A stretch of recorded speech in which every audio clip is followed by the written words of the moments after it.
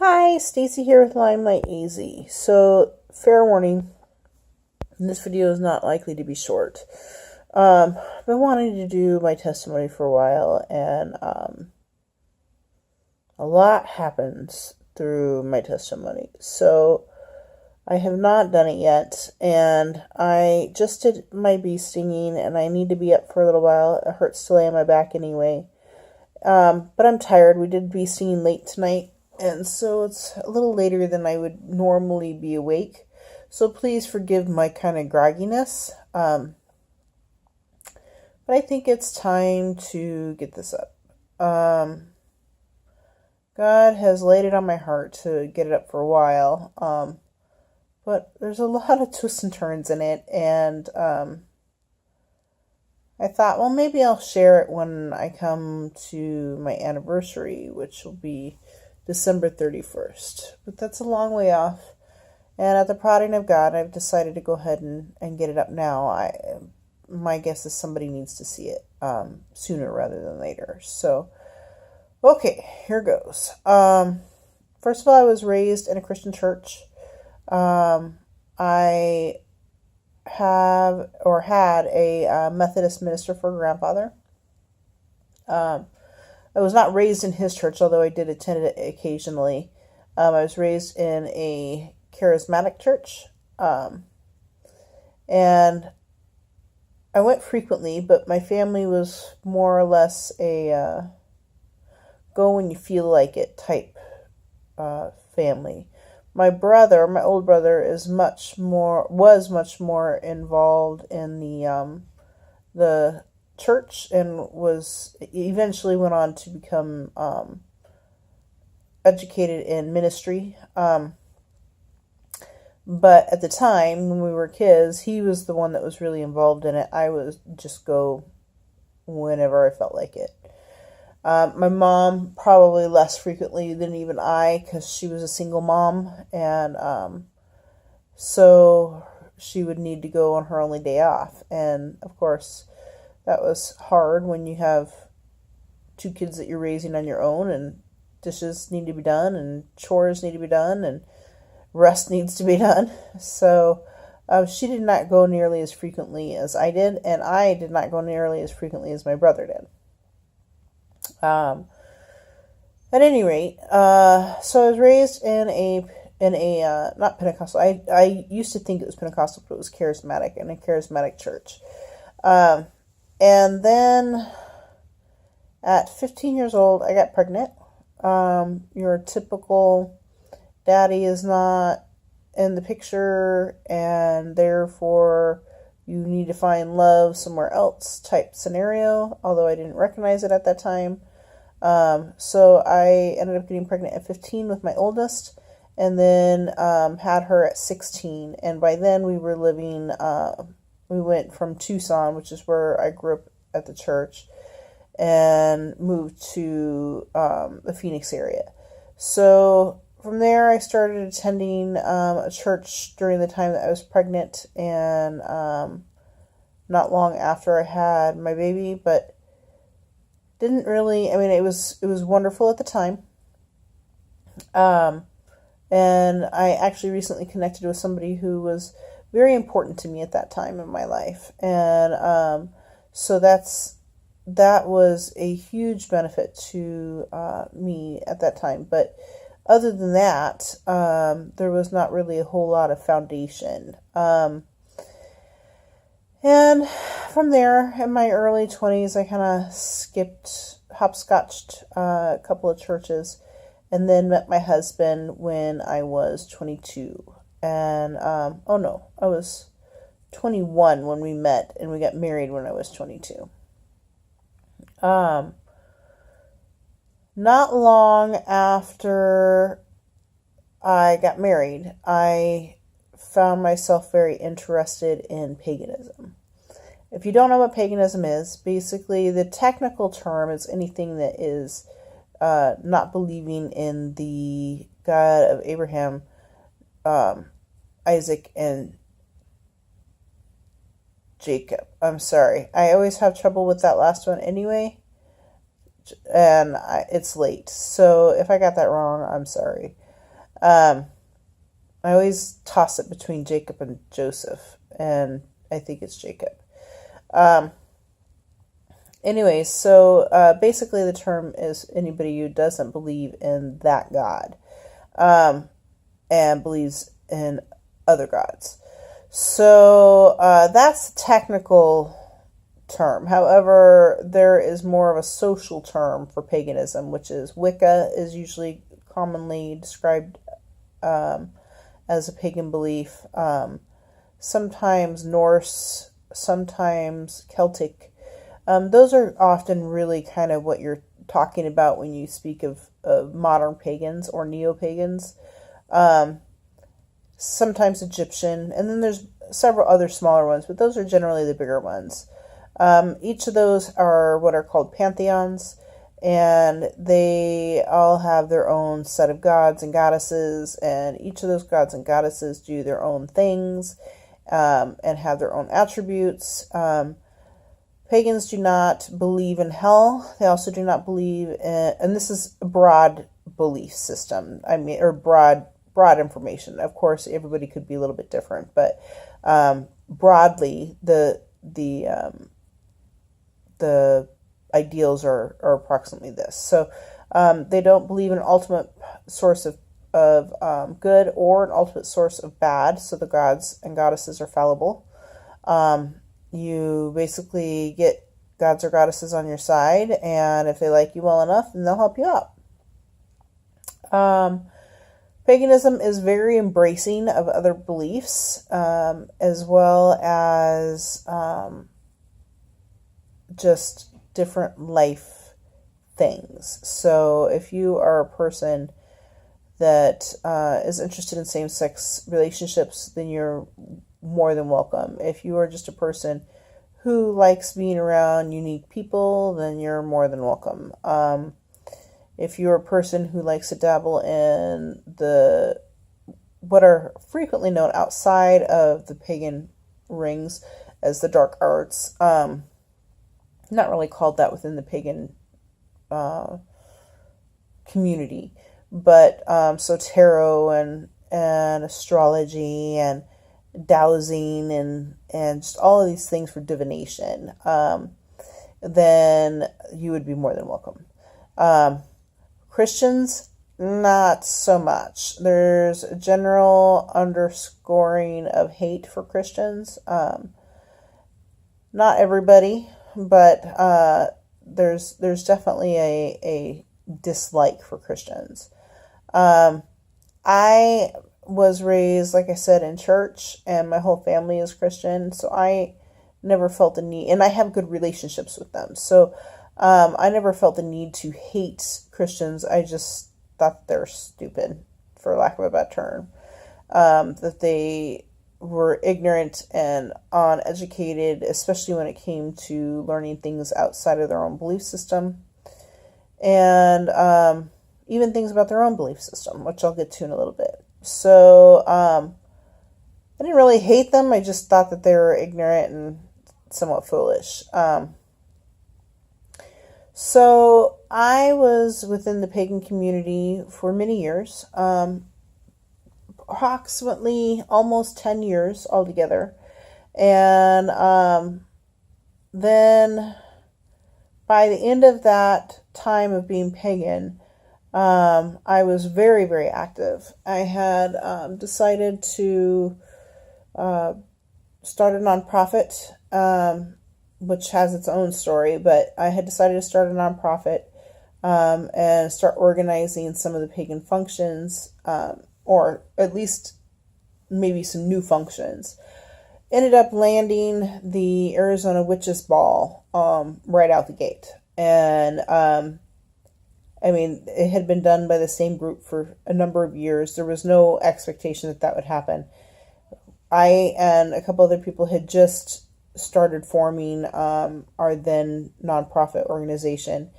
And like, I just happened to be on one of the forums one day, and somebody had put out word saying that they were not interested in doing the Witches Ball that particular year, that they needed a break, and was anybody interested in taking it? Oh my goodness, I was all over that. It was a wonderful opportunity to really get our organization known, and especially since it was just starting. And so ended up landing the opportunity to do the Arizona Witches Ball. Arizona Witches Ball is one of, if not the largest function for pagans in Arizona. Happens once a year in October. And we landed the opportunity to be able to take it on in January, I believe. Anyways, so just it was a really big deal. I mean, people who are unknown to the community for the most part, other than their own little social cliques, and then suddenly they were known as the people putting on the Arizona Witches Ball that year. So I ended up landing the ball, and then it turned out there was a small concert possibility from an international pagan musician, and we ended up doing a small concert for her, and that was like month and a half, no, couple months prior to the ball. And then, so after doing the concert and before doing the ball, my life started to turn upside down. I woke up one day from taking a nap. By the way, this is September 23rd. So I had been planning the ball for almost 9 months, approximately 9 months. Woke up September 23rd, and it was sunset. And at the time, we had Jade, who is now 7, and she was just about ready to turn 1. Her birthday's at the very beginning of October. And where we had our bedroom set up, or how we had our bedroom set up, is we had the bed scooted up against the front of a wall, and then an open space on my side of the bed to the right, down to the end of the bed, and then her playpen across the bottom of the bed. So there was like this little play area for her without me having to lift her out of the playpen. And I woke up to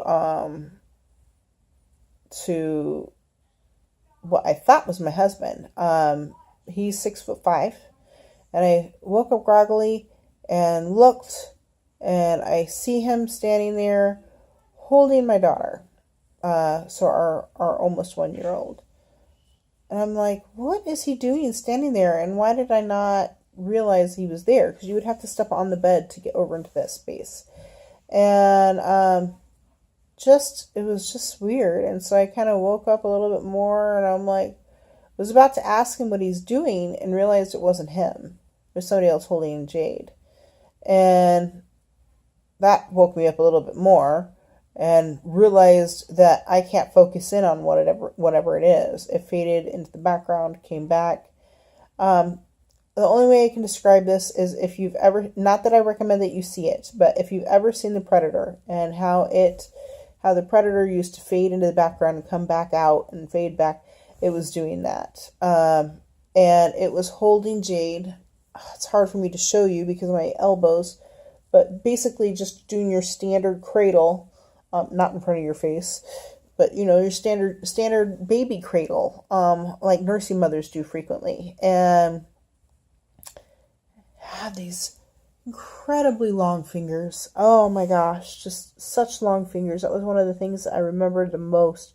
Very long, slender hands, and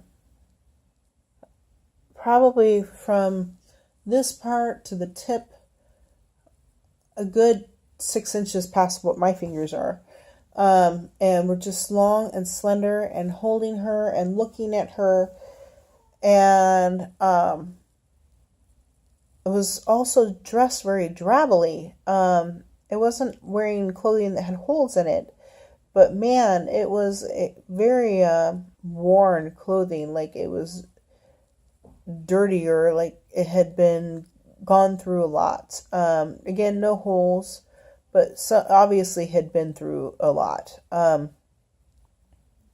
So when I realized that it was an it holding her instead of my husband, I woke up quickly and I did what I called tapping in. So basically, it's connecting to the spiritual stuff, which I had gotten really good at doing, and I don't really use too much anymore. But I'll explain that later. But anyway, so I tapped in because I wanted to know what this thing was that was holding her. Was it something that I should be afraid of? What was it? Because it didn't look like it was trying to hurt her from visual. Sure scared the daylights out of me though. Tapped in, and it was exuding love at her. Like it was so much love that it is incomprehensible for me to replicate that with my own children. And it was only for a couple of seconds. And that made me go, whoa. Obviously it wasn't there to hurt her, but one of the things I did get was that part of its job description is dealing with death, which sort of scared me. Here she is almost a year, and she's got this thing holding her that clearly loves her more than I do, based off of what I could feel, which is unnerving as a mother, and deals with death. And then it was gone. And I was like, the whole time when it would fade in and out, I was like, am I seeing this? That can't be right. I'm not seeing this. And then I would focus in on it and it would come back, and I'm like, it is there. All of this transpired so fast. But once I figured out that it loved her, I was like, well, I'm not going to kick it out because it clearly cares for her. It's probably protecting her.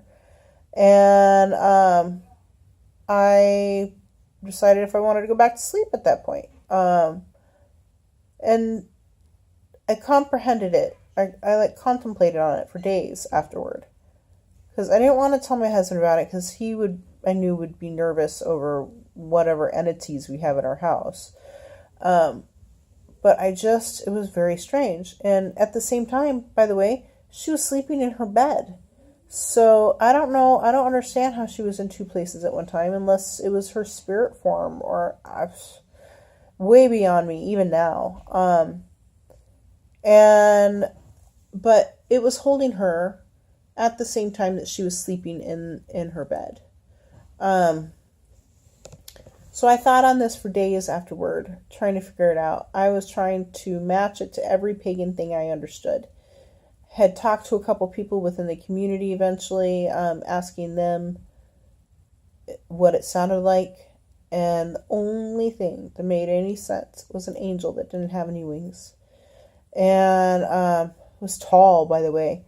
Very tall. I eventually figured out, based off of where the top of its head was on the wall, that it was approximately 8.5 to 9 feet tall. A lot taller than my husband. My husband's 6'5". I tried to make it fit into what I knew of paganism, and it was like a square peg going into a round hole. Just nothing was working. And I eventually was just like, well, I can't quite figure that out. But what can you do about it? So after I decided that it was indeed an angel, which, by the way, pagans do believe in angels. They just believe in them differently than Bible believers. So eventually my mom had to take me to the last function before the ball to try to sell tickets to the ball. So I had her drive me. It was like an hour-long drive to go from where we lived to this function, and so that I could sell these tickets, or try to anyway. And on the way, I told her about what had happened, and she goes, "That's my angel. I prayed for that angel. And I'm like, what are you talking? First of all, what I'm thinking internally, what am I, chopped liver? And secondly, what are you talking about? She goes, with everything that you're involved in, I wanted to make sure that my grandbabies were protected. And, oh, that's where the chopped liver part came in. Not, I mean, that, I'm sorry. Trying to relay this when I'm tired is probably not the greatest idea. But the chopped liver part came in after she said that she prayed for it for the kids.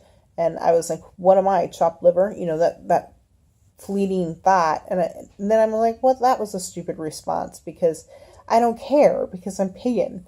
And obviously I don't care if she prays for her God angels or whatever. So made my mom very, very excited. And I just was like, well, whatever. So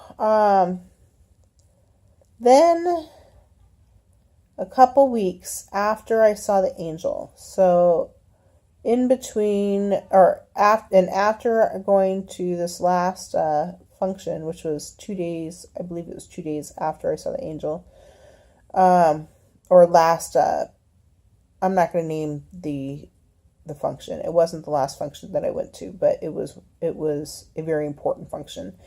Anyway, so that was 2 days after I saw the angel. And then a couple weeks later, I hear from my midwife. She needs to talk to me. I'm like, okay. And so we get on the phone. I love, absolutely adore my midwife. One of the best people that I know on the face of the planet is my midwife. Or at least she used to be my midwife. She's not anymore because I ended up moving away and whatnot. But still one of the best people that I know on the face of the planet. And I had worked with her at one point, and she told me she told me at that time that she has what she calls message streams. So she contacted me after I had worked with her. I'm all over the map, so I'm sorry with that. But she contacted me and said that she has one of her message streams for me. And I'm like, oh, okay. Here it is. Jade is a year old, or just about. Oh yeah, she had just turned a year old at this point. And she had no reason to contact me other than just to say hi, or at least I thought, and that's why, because she had this message stream.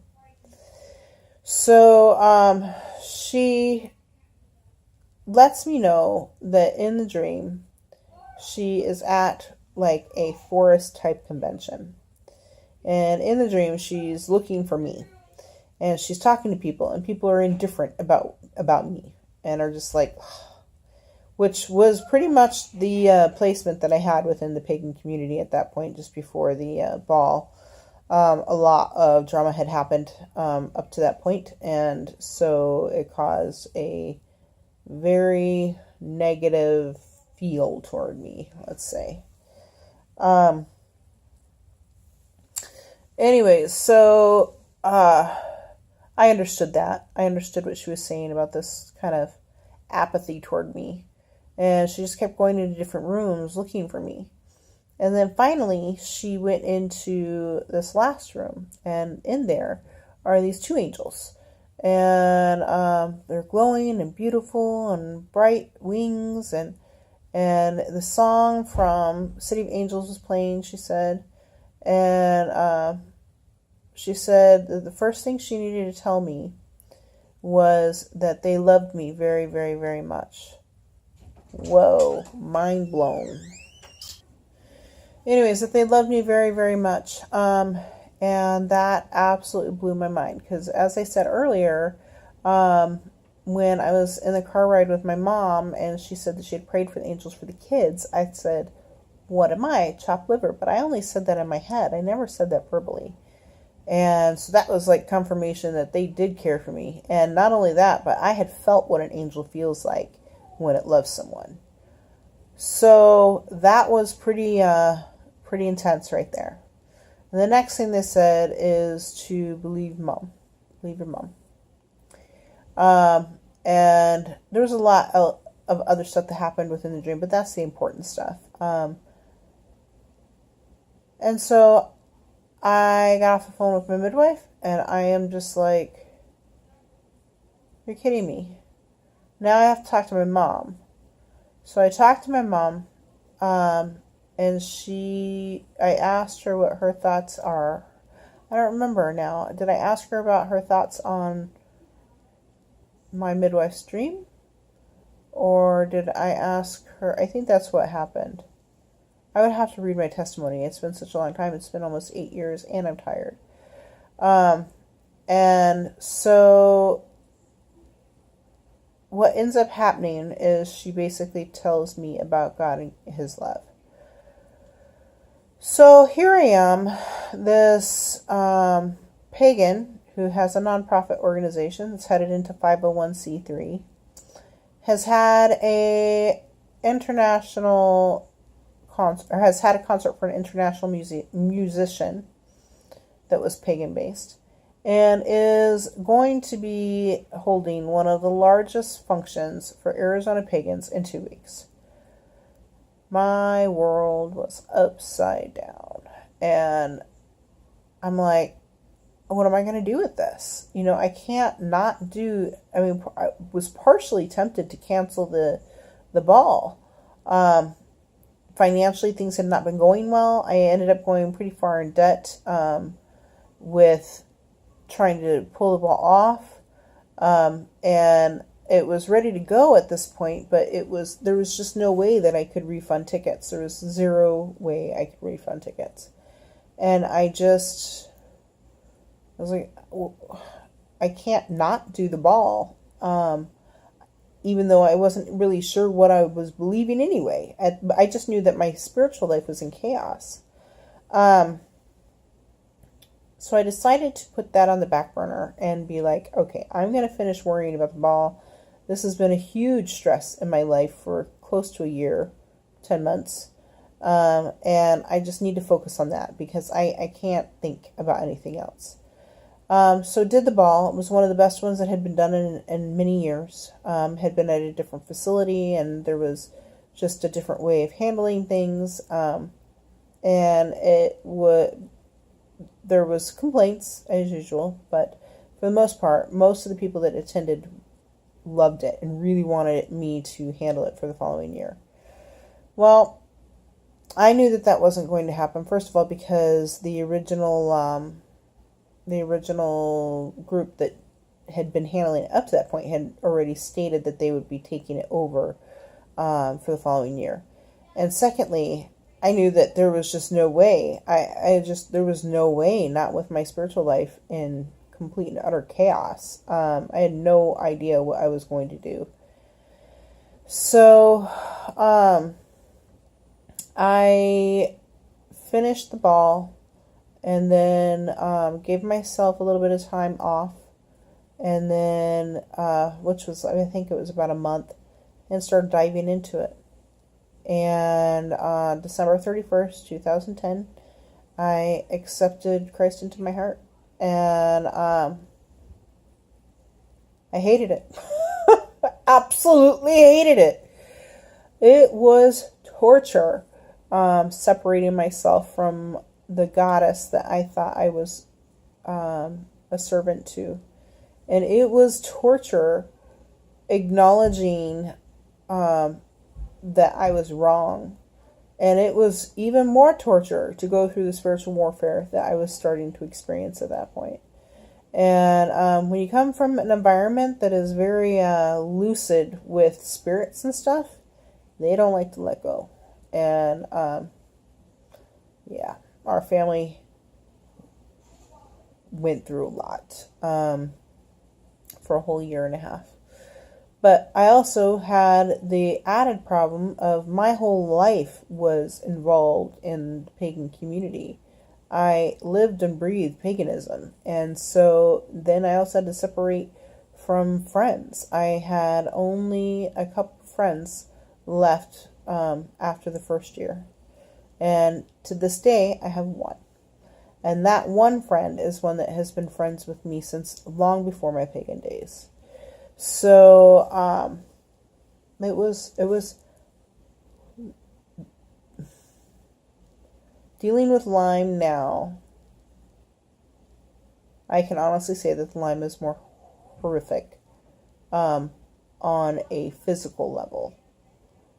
On an emotional level, the only thing that comes close to what I dealt with when I left paganism is the miscarriage that I had. And for any woman that's had a miscarriage, that should put things into perspective. It was like having my heart ripped out. And I cried, and I cried, and I hated it, and I hated myself. And I hated every step of it, and I hated God, and I hated it all. The only reason I even did it was because I knew it was real, and it was either I ignore that and continue on my happy way with my pagan life, or I acknowledge that I was wrong and I turn from it. And turning from it would have been easier to have my skin ripped off. So, very, very frustrating. And then on top of that, we dealt with the spiritual warfare for a year and a half. We finally did get that dealt with a local pastor. He helped me cut ties generationally as well as spiritually, and just anything that I had been involved in up to that point. And within 2 weeks, the spiritual warfare stopped. So that was pretty big. That was a pretty big deal. Now that was real spiritual warfare. I've talked a couple times in spiritual warfare. What I was dealing with at that point was definite real spiritual warfare. Satan did not want to let me and my family go, and he was throwing everything at us. Everything from dead puppies to zero finances to my husband and I nearly breaking up to it's just, you name it, and we probably went through it. And after that year and a half, things calmed down significantly. I had leaned into actually enjoying my time with God and looking to Him for cover. And I started working for a company that was based in Phoenix, and we were living in Mesa. And I had to transport through public transportation. And during that time, I was doing a lot of reading in my Bible and a lot of contemplating and some prayer, and had some things revealed to me, including that we would be moving. Oh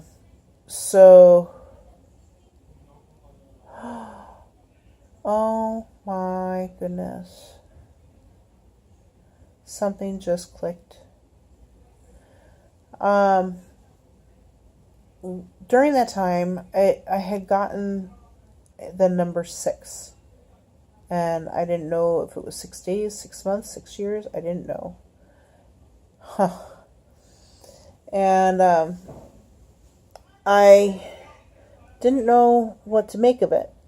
But that something was changing. I assumed it was 6 months. And maybe it was 6 months and 6 years. But the something big would be happening.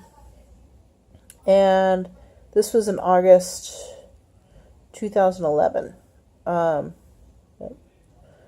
Interesting. Okay, so this was in August 2011. And then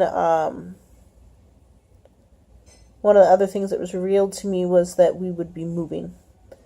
And I'm like, okay.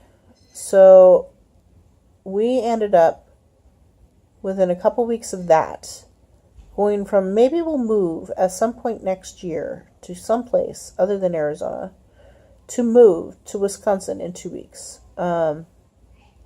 We had sent my husband on a plane with nowhere to stay, no money to return, no food, because we were so sure that God wanted us to move.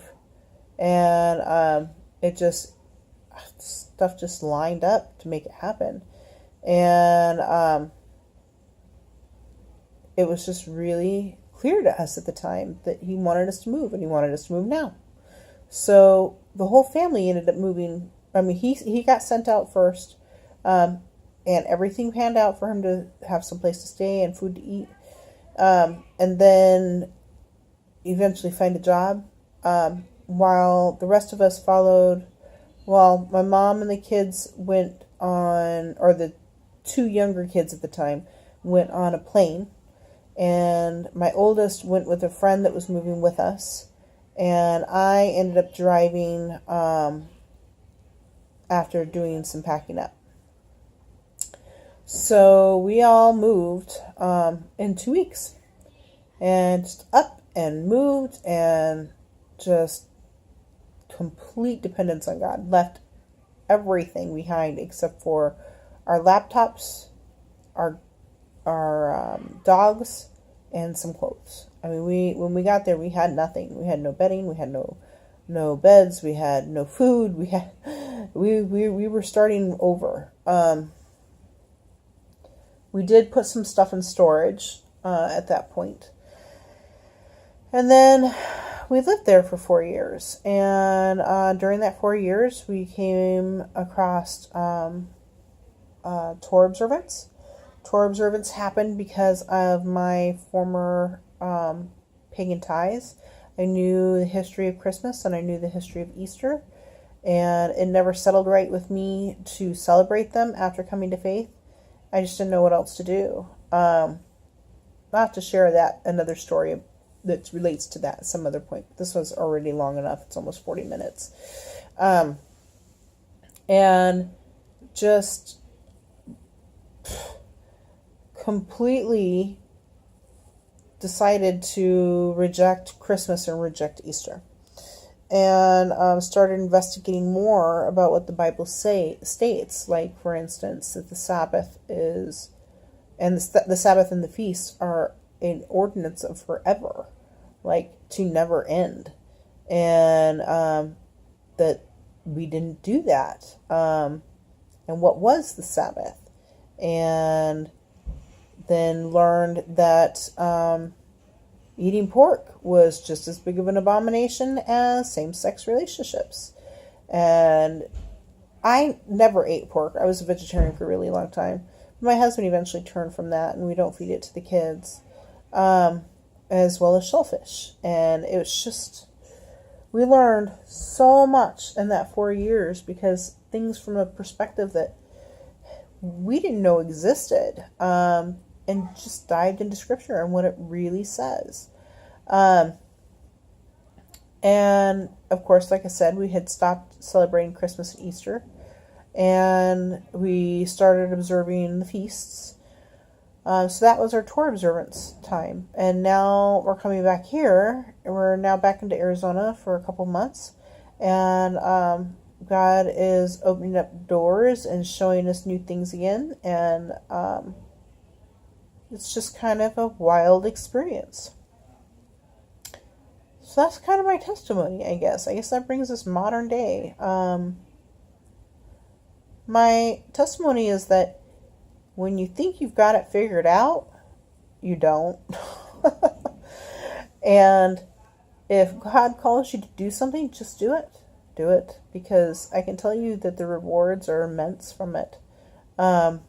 Had I changed my prayer life a year and a half ago, like God told me, I don't think we would have had as much turbulence this last year and a half as we did. It was when I changed my prayer life that the blessings started pouring in and the chaos stopped. He had told me a year and a half ago in March, when I was pregnant with Nissa, that he had wanted me to do a specific type of prayer, and I ignored it because it scared me. So we went through a year and a half of just like, what is going on? Not relating it to the prayer life. So yeah, God always does things differently than you think he does, or he will. And he loves for his people to learn about him and learn how to worship him. And that is one of the biggest things I'm learning right now, is how to better worship him and how to be a better disciple of his. So I am sorry that this was 40 minutes long. Like I said, there's a lot of twists and turns, and I know that I missed some. I can think of one thing right off the top of my head, but there's the paraphrased version. Anyways, I hope all is well with you, whoever makes it all the way through this. And if you have any questions, feel free to send me a message. You are more than welcome to email me at Stacy, that's Stacy, the letter A, Burns, Burns at gmail.com, StacyABurns.com, or StacyABurns at gmail.com. I am not going to put that down in the description because I don't want anybody who doesn't make it this far to have my email address. But if you've made it this far and you want to discuss scripture, I am perfectly happy doing that.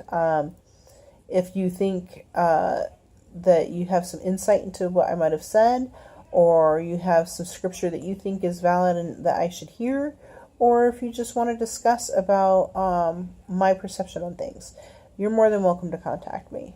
So Stacy, Stacy, the letter A, like the first letter of the alphabet, and Burns, Burns, at gmail.com. Have a wonderful night.